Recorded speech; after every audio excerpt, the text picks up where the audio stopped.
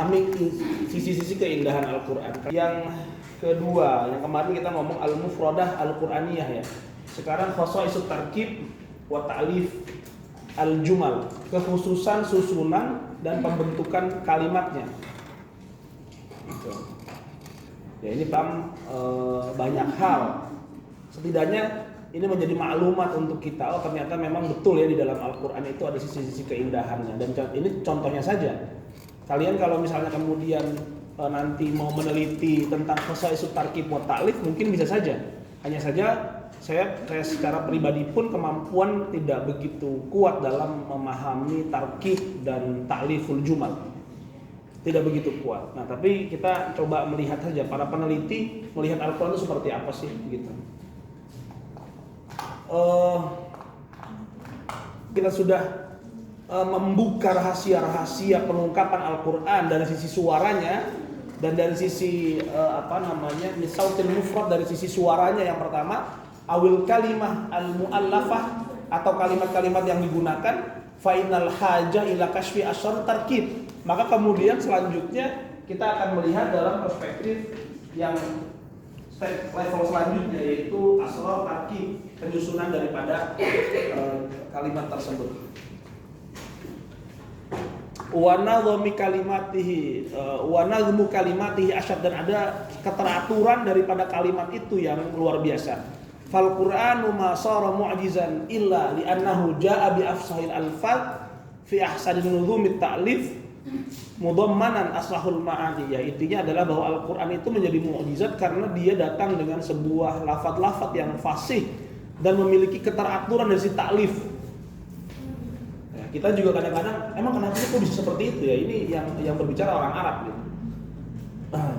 Wa qad ja'at abrazu jawani bil i'jazil lugha fil Qur'an min jihati nadhamihi aw ta'lifi jumalihi.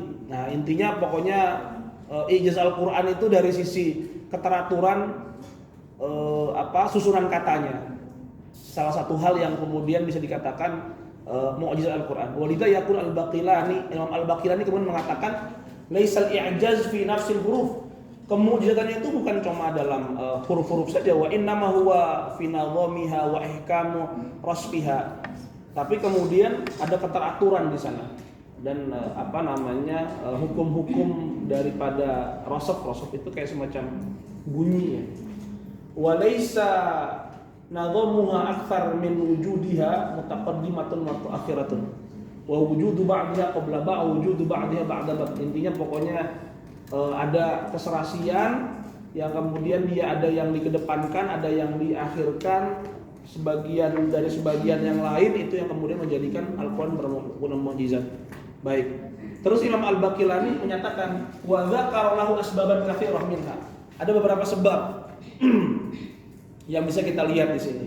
Yang pertama apa? Yang pertama adalah mubayyanatu nazamil Qur'anil ma'hud min nizami jami'il kalamil Arab. Itu yang pertama. Jadi ada nazam Al-Qur'an, nazam ya, bukannya nizam, di sini nazam sekarang. Nazam itu adalah bait-baitnya begitu. Ada sebuah mubayyanah itu, kejelasan daripada nazam Al-Qur'an yang sesuai dengan aturan-aturan dari perkataan orang-orang Arab. Tapi Al-Qur'an itu falaisal Qur'an syi'ran wala saja'an. Tapi Al-Qur'an itu bukan syair, bukan saja, bukan juga khitabah, walaisa jariyan majra rasail, itu juga bukan surat-surat begitu. Maka kita kemudian mengatakan Al-Qur'an bukan sebuah bukan. Apakah Al-Quran adalah buku sastra? Nah, gitu kadang-kadang ya. Karena di situ mengandung banyak hal. Tidak, Al-Quran bukan buku sastra. Atau kita katakan Al-Quran apakah sebuah kitab ilmu pengetahuan? Ya, para ulama mengatakan tidak, Al-Quran bukan kitab ilmu pengetahuan. Bahwa sastra itu adalah sesuatu hal yang kemudian dibuat atau diciptakan oleh manusia itu sendiri, sedangkan kalamullah tidak bisa kita nisbahkan kepada hal-hal tersebut. Atau ilmu pengetahuan juga sama. Kalau ilmu pengetahuan seakan-akan ilmu pengetahuan, kitab ilmu pengetahuan, maka dasar daripada sastra yang dimiliki oleh orang Arab. Itu yang pertama. Yang kedua, tafarrudul Qur'anu duna jami'i anwa'il kalam bihtiwa'i ala hadzal qadr al-wafi min al-fasah wal ibda bi hadzal tul wa ala hadzal qadr. Ya, ini satu hal yang biasa lah. Al-Qur'an itu memiliki keistimewaan yang tidak